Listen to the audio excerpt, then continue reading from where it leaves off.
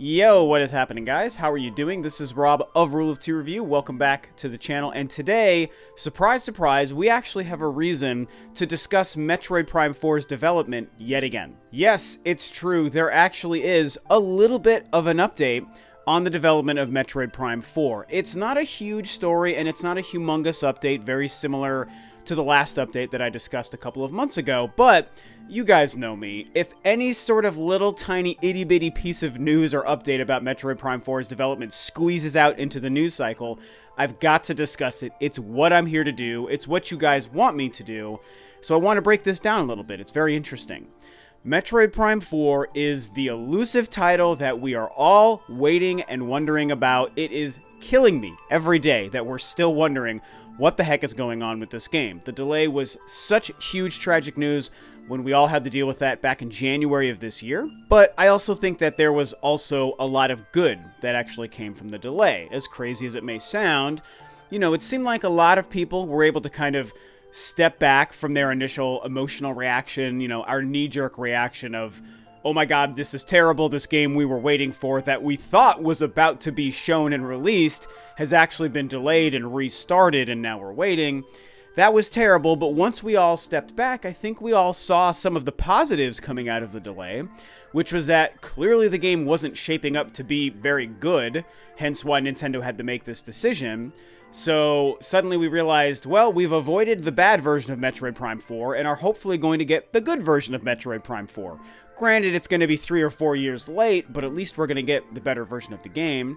The other positive thing that came out of that, we all know, is that the game was then handed back to Retro Studios. When we look at Metroid Prime 4's initial development from its reveal from E3 2017, the only thing we truly knew as fact is that Nintendo was working with what they called a brand new internal team to develop the game. At the time, Retro Studios was not involved, and throughout the course of that 2 years, some rumors and leaks and theories started to get out there about possibly Bandai Namco being tasked to help this Nintendo team develop the game.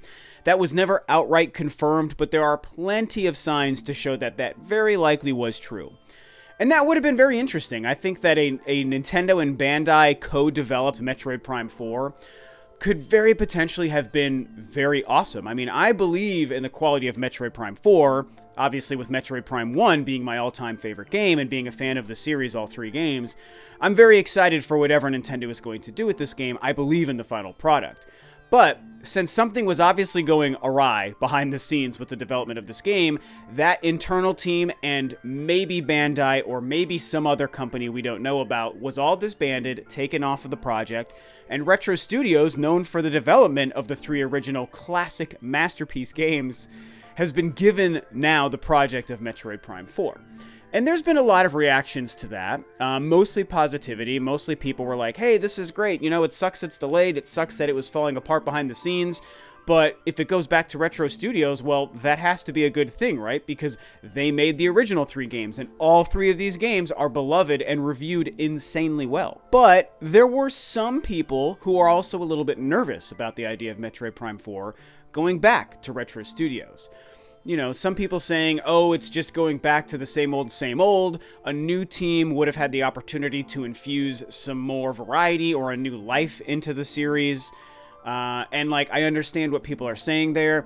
The other big complaint or observation people made was that it seemed like pretty much all of Retro Studios has been turned into a new group of people, and that any of the people at Retro Studios who were involved in the development of the original 3 games were no longer there. It's basically just a whole new group of people, so what does it matter that the Retro Studios name is attached to the game if none of those same people that created and developed these were actually there to work on Metroid Prime 4?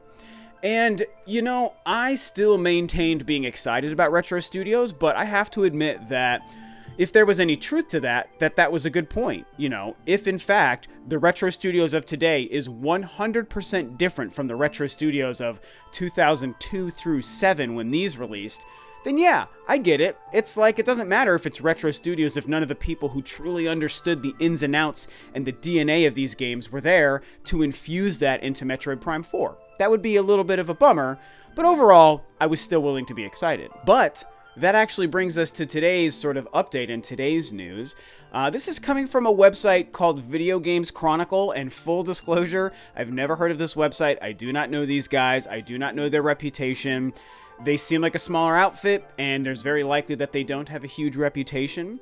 But they did put out this kind of update and this news that they claim to be getting from LinkedIn.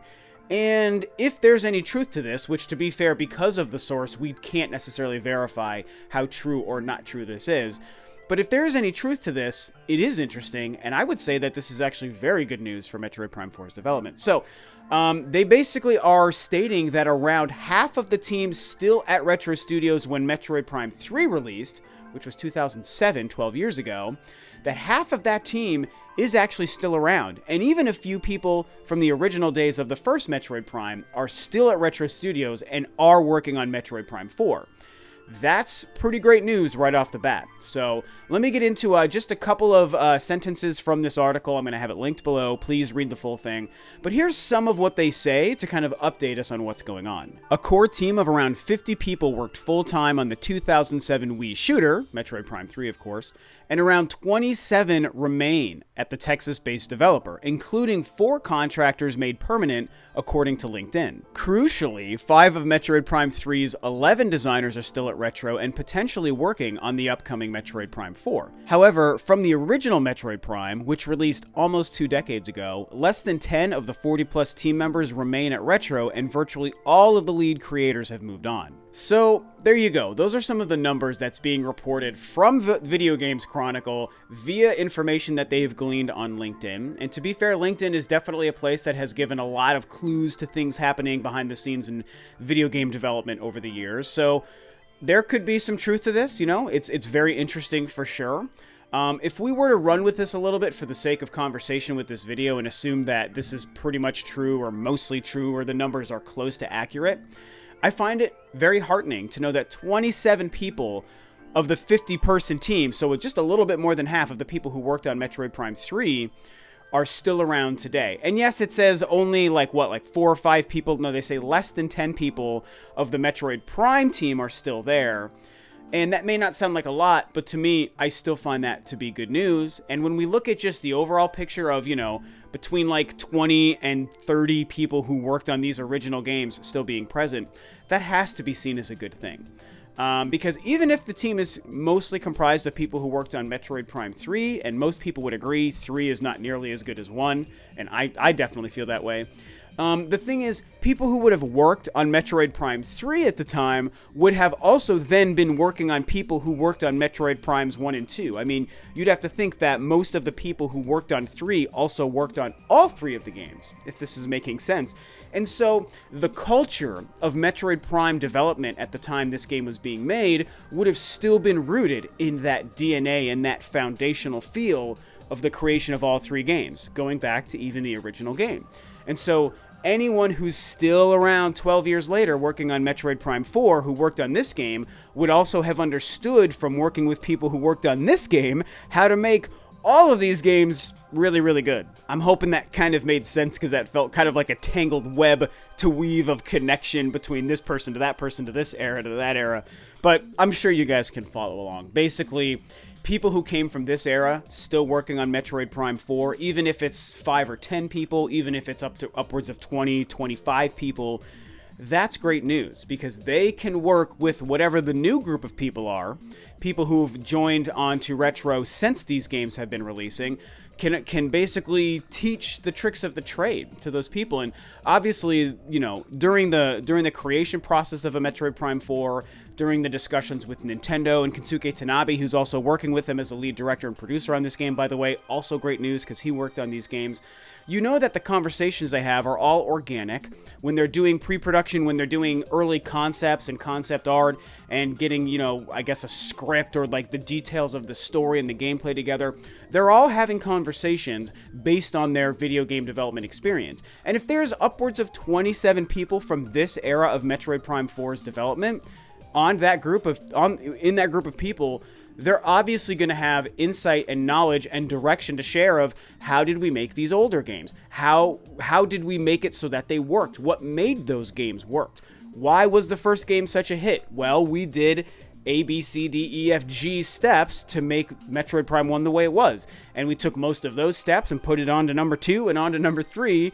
And that's how we made 3 kick-ass Metroid Prime games. So let's take some of the lessons learned on those games and continue to apply it to Metroid Prime 4. I mean, it all seems pretty obvious. I'm sure I'm not telling you guys anything you don't already know or you can't already piece together. But it is pretty fascinating to think about and to consider what's being said here. And obviously that's the fun of it, is just to talk about it. And it's what I like to do is consider all of these numbers and all these details and wonder, okay, how does that actually help in Metroid Prime 4's development? And to me, if there's any truth to this, I think it also can help assuage the fears of the people who were stating that all of the old Metroid team from Retro have moved on. And to be fair, I mean, a lot of that is true. We know a lot of the old Retro team from Metroid Prime moved on to like 343 Industries to work on Halo. Some of them moved on to Bluepoint to work on the Shadow of the Colossus port. And a couple of other places. I mean, they've definitely moved around. And some of the biggest and most important lead designers on these games have also moved. So there is truth to that. You know, maybe some of the smaller elements of the team are the people still involved, and the lead directors and the lead designers might not be there. And so yes, creatively that means maybe the most important brain trusts of Metroid Prime development are gone. But if anybody are there, even to the point of 20 to 27 people are still there, it can only be a good thing. And so people who've been claiming that the entire Metroid Prime team is no longer at Retro, well, it seems like there's a good chance that that might not be true because of this information. And so that, I think, should help with a lot of people who are worried about that. Personally, at the end of the day, you guys know me. You know I'm a Metroid dork. I'm a Metroid superfan. I'm a Metroid optimist. I obviously love Metroid Other M. You can see that poster on the wall in all my videos. I honestly just have faith in Metroid Prime 4. This obviously helps with that faith, but I even still had faith for a couple of reasons. One is the simple fact that they were willing to delay it in the first place. That shows me Nintendo ain't messing around with Metroid Prime 4. They refuse to release anything but a perfect 10 excellent Metroid Prime experience. They're willing to even scrap all of the development, all of the money and manpower that went into that first version of the game. They're willing to just throw it in the garbage and restart and spend new money and new manpower and resources on a new game just to make sure it's good. That cost Nintendo a lot of money, I guarantee it, you guys. I'm sure several $1 million went into the first version of Metroid Prime 4 before they decided to scrap it. So that shows dedication to making sure that it's good. Also, Retro Studios, whether there's one person still there, whether there's 50 people still there, or whether there's no people still there, I still feel Retro Studios is going to know and understand how to make the perfect Metroid Prime experience. And to make a Metroid Prime 4, a sequel to these games, there is a specific set of rules that has to be followed for sure. Yes, they should change and evolve it in a lot of ways, as people say, but they can't make it too different. And I think people get confused on that sometimes when they talk about what they want in Metroid Prime 4. If you ask for too many different things, you're just asking for a whole new Metroid game. You're not asking for a sequel to these games. So to be a sequel, it has to be specific. Retro Studios is the team to do it, and if there's upwards of 27 old school people still there, well then I feel that much better that they're going to be able to knock it out of the park. So that's the gist of it. That's the main details of this update here. Pretty interesting stuff. Again, nothing seems outwardly confirmed. This is a smaller outfit that doesn't seem to have a big name, stating that they've gleaned this from looking through LinkedIn.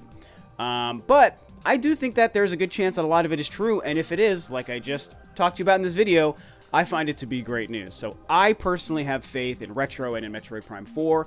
What do you guys think? How do you feel about this information? Do you tend to believe it? Like, I tend to believe it. Do you tend to believe it? And if so, does it help? Does it make you feel like there's that much better of a chance that Retro Studios is still partly the team of old, and definitely the team to make sure Metroid Prime 4 truly delivers? You know how I feel. Now I want to hear how you feel. And that being said, this video is a wrap. So thanks, of course, as always, for tuning in, guys. This is Rob of Rule2 Review, and I'll catch you next time on another video.